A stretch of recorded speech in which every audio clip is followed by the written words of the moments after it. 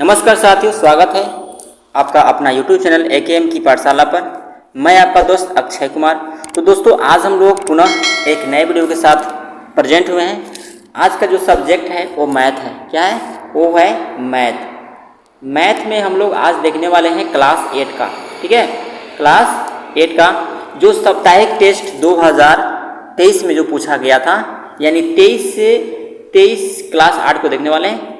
23/9/2000 जो 23 को जो पूछा गया क्वेश्चन जो मैथ का था साप्ताहिक टेस्ट, उसी का हम आज आपको पूरा क्वेश्चन कराने वाले हैं। तो वीडियो के अंत तक बने रहिएगा। यदि आप इस वीडियो के अंत तक बने रहते हैं तो निश्चित रूप से आपको कुछ ना कुछ नया चीज़ सीखने को मिलेगा और अपने दोस्तों में भी शेयर कीजिएगा। तो चलिए हम लोग वीडियो शुरू करते हैं। इसमें फर्स्ट में क्या है कि आपको मैथ विषय मैथ है, क्लास 8 का है। इसमें आपको टोटल समय 1 घंटा 15 मिनट का दिया जाएगा। पूर्णांक आपका 40 है। ठीक है, इसमें समय निर्देश की बात करें तो इस प्रश्न में सही प्रश्न वस्तुनिष्ठ है। वस्तुनिष्ठ का मतलब ऑब्जेक्टिव क्वेश्चंस रहेगा, ऑप्शनल क्वेश्चंस रहेगा। ठीक है, यानी एक प्रश्न के 4 उत्तर दिए होंगे और उनमें से एक चुनना है। सही प्रश्न को उत्तर देना अनिवार्य है और इसमें 10 प्रश्न रहेंगे। प्रत्येक प्रश्न 4 अंक निर्धारित है। मतलब अगर आप एक सही होता है आपका तो आपको 4 नंबर मिलेगा और यदि आपका 10 सही होता है तो समझिए कि आपको कितना 40 नंबर। ठीक है, यानी 100% आपको नंबर प्राप्त होगी। ठीक है, इस तरह से। और क्या कहता है कि ये जो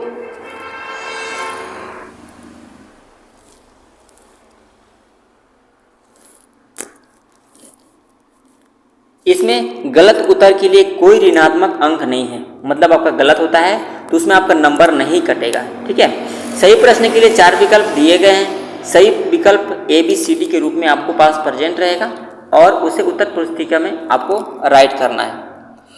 परीक्षा की समाप्ति से पहले किसी भी परीक्षार्थी की परीक्षा कक्ष से बाहर जाने की अनुमति नहीं है। मतलब जब तक आपका परीक्षा होगा तब तक आपको एग्जाम हॉल के अंदर ही रहना है। अगर आपको ज़्यादा अर्जेंट काम लगा तो आप शिक्षक की अनुमति लेकर आप बाहर जा सकते हैं। तो इस तरह से ये आपका सामान्य निर्देश है। तो चलिए अब हम लोग प्रश्न संख्या फर्स्ट देखते हैं। प्रश्न संख्या फर्स्ट देखने से पहले थोड़ा सा इसको हम जूम कर देते हैं ताकि सारा क्वेश्चन आपको अच्छी तरह से दिखाए, है ना। तो इस तरह से हमने इसको क्या कर दिया, जूम कर दिया। अब जूम करने के बाद इसको हम यहाँ पर फर्स्ट नंबर देखने की कोशिश करते हैं। तो संख्या 9 का घन निकालना है। घन का मतलब होता है पावर 3। यदि किसी भी संख्या का अगर हम पावर 3 कर देते हैं तो उसको हम लोग घन कहेंगे। यानी 9 का पावर यदि 3 कहेंगे तो यानी 9 का घन निकलेगा। 9 का घन का मतलब हुआ कि ये 9 जो है 3 बार मल्टीप्लाई करेगा।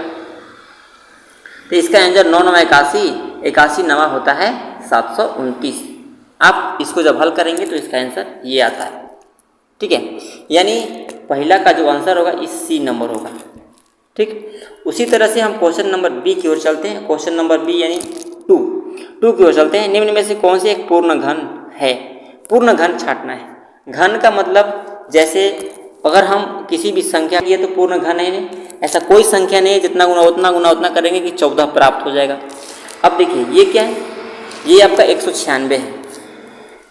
तो 196 जो है आपका 21 का वर्ग है। 196 वर्ग है, ये आपका वर्ग है 14 का वर्ग है। कितना है? 14 जो है 196 का 14 का वर्ग जो है 196 है होता है। तो ये आपका वर्ग है, ये भी नहीं होगा। ठीक है, ये भी नहीं होगा। 512, ये 512 क्या होगा? अब ये 512 जो है ये क्या घन है? घन का मतलब किसी भी संख्या का पावर जो होना चाहिए वो 3 बार गुना करने के बाद आया हो गया। ठीक है, किसी भी संख्या का पावर 3 होना चाहिए और उस संख्या का अगर हम 3 बार गुना करते हैं तब वो हमको प्राप्त हो। ठीक है, तो आप यहाँ पर देख पा रहे होंगे कि एक 8 जो है एक संख्या है। ठीक है, क्या है? यह एक 8 संख्या है जिसको अगर हम गुना करते हैं, यानी 3 बार इसको हम गुना करते हैं तो ये मेरा आ जाता है 8 8 64, 64 8 512 आता है। ठीक, यानी यह जो है यह एक पूर्ण घन है ना। तो इसका जो आंसर होगा आपका ये होगा। ठीक, यानी C नंबर इसका आंसर होगा। ठीक है। तो चलिए प्रश्न संख्या हम लोग चलते हैं 3। सम संख्या का घन क्या होगा। देखिए, यदि आप सम संख्या का घन करिएगा तो आपका सम आएगा, ध्यान रखिएगा। और यदि विषम संख्या का गुणा कीजिएगा तो आपका विषम ही आएगा। जैसे अगर मान लीजिए कि अगर आप एक क्या है, एक सम है विषम, तो आप कहिएगा सर एक जो है आपका ये आपका विषम है, यानी एक का अगर आप घन करते हैं, एक का घन का मतलब एक गुना एक करते हैं, तो इसका आंसर क्या आएगा। देखिए इसका आंसर एक ही आएगा, आया। चलिए उसी तरह से हम 2 का घन करते हैं, तो 2 का घन कितना होता है, 2 दूना 4 दूना 8 यानी 8। इसका आंसर क्या आया, घन ही आया। उसी तरह से 3 का घन, अगर 3 क्या है, 3 अगर विषम है तो 3 विषम है तो 3 3 9 3 27, इसका भी आंसर भी विषम आया। यानी सम संख्याओं का घन सम होता है और विषम संख्याओं का घन विषम होता है। ठीक है, तो याद रखिएगा। तो ये सम संख्या घन क्या होगा, तो सम संख्या का घन होता है सम होता है। ठीक है, यानी इसका तीसरा का जो आंसर होगा ये होगा। इस तरह से क्वेश्चन नंबर हम 4 की बात कर लें तो 3 के पावर 5 का मान निम्न में से कौन सा होगा। देखिए 3 के पावर 5 का मतलब हुआ कि ये जो है 3 जो है वो 5 बार मल्टीप्लाई करेगा, यानी 1 2 3 4 5। ये जब 5 बार मल्टीप्लाई किया तो जब हम इसको गुना करते हैं यानी 3 3 के 9 3 27 3 81 तिया, तो 81 तिया करेंगे तो आपका 243 आता है। तो इस तरह से जो इसका आंसर ये होगा डी नंबर, यानी 4 का आंसर जो होगा आपका डी होगा। ये तो होगा नहीं, ये भी नहीं होगा, ये भी नहीं होगा, यानी आंसर डी होगा। ठीक, तो उम्मीद है कि ये भी प्रश्न जो है आपको बेहतर से बेहतर समझ में आया होगा। कमेंट में मुझे बताइएगा कि ये वीडियो आपको कैसा लग रहा है। ठीक है, तो चलिए प्रश्न संख्या आप यहाँ पर 5 देख रहे हैं। ये देखिए प्रश्न संख्या 5 क्या है। प्रश्न संख्या 5 क्या कहता है, 1 के पावर 0 गुना 2 के पावर 0 गुना 3 के पावर 0 गुना 4 के पावर 0। यदि किसी भी संख्या का पावर यदि 0 रहता है तो उसका वैल्यू 1 होता है। याद रखेंगे कि किसी भी संख्या का पावर यदि 0 रहे, चाहे वो 1 हो, चाहे 100 हो, चाहे 1 लाख हो, चाहे 1 करोड़ हो, अगर उसका पावर 0 है तो उसका वैल्यू भी 1 होगा। यानी 1 का पावर 0 मतलब 1, 2 का पावर 0 मतलब 1, 3 का पावर 0 मतलब 1, 4 का पावर 0 मतलब 1, यानी सबको मल्टीप्लाई करेंगे तो 1, यानी इसका आंसर सी क्या होगा, यानी 5 का आंसर आपका सी होगा। ठीक, उसी तरह से प्रश्न संख्या 6 क्या कहता है कि 4, 5 और 6 से बनी बड़ी से बड़ी और छोटी से छोटी संख्या का अंतर क्या होगा। तो सबसे पहले हम यहाँ पर निकालेंगे कि आखिर जो बनने वाली जो बड़ी संख्या है, बड़ी संख्या जो है उसका वैल्यू क्या है, कैसे बनेगा। इसके बाद हम छोटी संख्या लिखेंगे, आखिर छोटी संख्या क्या है। ठीक है, तो बनने वाली बड़ी संख्या इसे लिखने के लिए हमको इसको बढ़कर शुरू करना पड़ेगा, यानी 6 5 4। तो ये हो गया सबसे बड़ी संख्या, यानी 4 5 6 से बनने वाली सबसे बड़ी संख्या। और सबसे छोटी संख्या की हम लोग बात करें, छोटका ला चालू करेंगे, यानी 4 5 6, यानी ये हो गया सबसे छोटी संख्या। तो बड़ी संख्या और छोटी संख्या का जब हम अंतर करेंगे, घटाएंगे, तो ये होता है 14 मेले 6 खर्च, 14 मेले 6 खर्च कितना हो जाएगा 8, और यहाँ बचा 4, 4 मेले 9 खर्च, 4 मेले 5 खर्च नहीं होगा, हासिल लेंगे 14 मेले 5 खर्च 9। इस तरह से यहाँ बच गया 5, 5 मिले खर्च, 5 मिले 4 खर्च 1, यानी 198 जो है आपका राइट आंसर होगा। कितना होगा 198 आंसर राइट होगा। इस तरह से आपका होता है आंसर।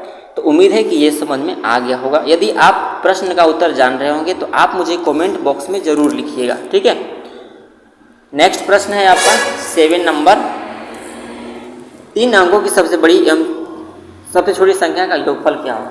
देखिए 3 अंकों की सबसे बड़ी संख्या और सबसे छोटी संख्या। तो 3 अंकों की सबसे बड़ी संख्या जो होगा, 3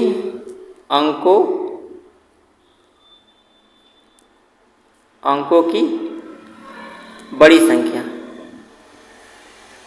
ठीक है। और इसी तरह से 3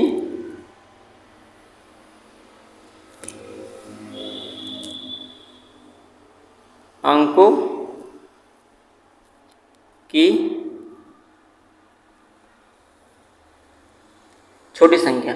तो 3 अंकों की सबसे बड़ी संख्या की हम लोग बात कर लें तो ये लिखेंगे 3 × 9। छोटी संख्या का मतलब हम लोग बात कर लें, ये हो गया 100, ठीक है।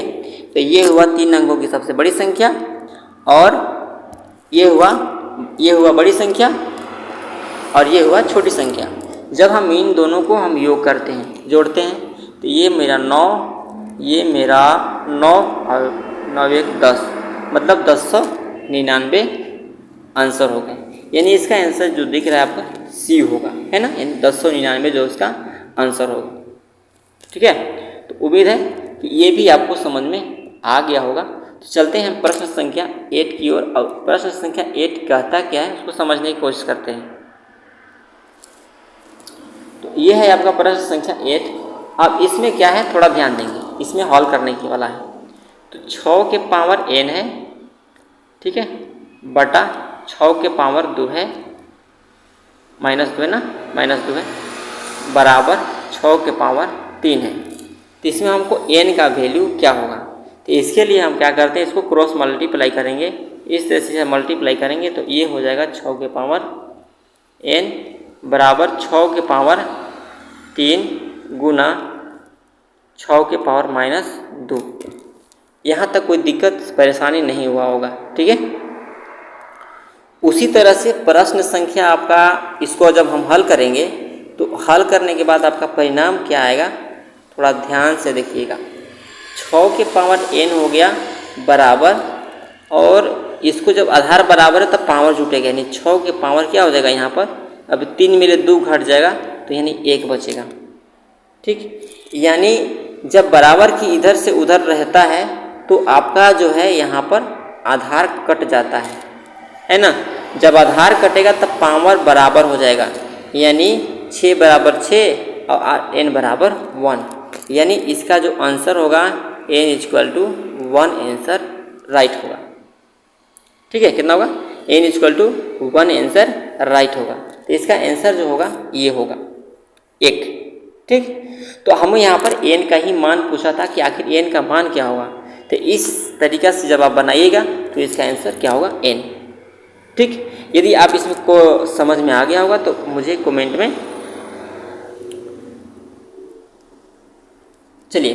तो प्रश्न संख्या हम लोग देख लेते हैं 9। प्रश्न संख्या 9 क्या कहता है, a की पावर m यानी a की पावर m मल्टीप्लाई a की पावर n, इसका वैल्यू क्या होगा। तो आप जब देख रहे हैं कि आपको बताएं कि जब आधार बराबर रहेगा तो पावर को हम लोग जोड़ देंगे, यानी m + n, यानी दोनों में से कोई एगो लिख करके आप पावर को क्या कर देंगे, जोड़ देंगे। यानी जो इसका आंसर जो होगा आपका ये a की पावर m + n, a की power m + n is the right answer, यानी इसका आंसर क्या होगा, C होगा, ओके। उसी तरह से हम प्रश्न संख्या लास्ट देखते हैं हम लोग ये। तो ये है 999 के पावर 0। अभी आपको जस्ट इससे पहले बताए हैं कि किसी भी संख्या के पावर यदि 0 रहेगा तो उसका वैल्यू जो होता है 1 के बराबर होता है, यानी इसका आंसर 1 ही होगा। तो इसका आंसर 1, यानी C number is the right answer, ठीक। तो उम्मीद है कि ये सेशन आपको अच्छी तरह से समझ में आ गया होगा। तो चलिए मिलते हैं नेक्स्ट सेशन में। तो मुझे कमेंट में बताइएगा कि ये वीडियो आपको कैसा लगा। यदि आप इस चैनल पर नए होंगे तो चैनल को सब्सक्राइब, लाइक एंड शेयर जरूर कीजिएगा, और अपने दोस्तों में भी शेयर कीजिएगा ताकि उन लोग को भी यह वीडियो उपलब्ध हो और इससे वे पढ़ करके अपना रिजल्ट को बेहतर से बेहतर कर पाएँ। क्योंकि सारा प्रश्न जो है, जो भी साप्ताहिक टेस्ट हो रहा है उसी के अंतर्गत से पूछने वाला है, इसलिए साप्ताहिक टेस्ट को मजाक में न लेते हुए ध्यान से आप इसको पढ़ेंगे। तो मिलते हैं नेक्स्ट वीडियो में। धन्यवाद। जय हिंद जय भारत।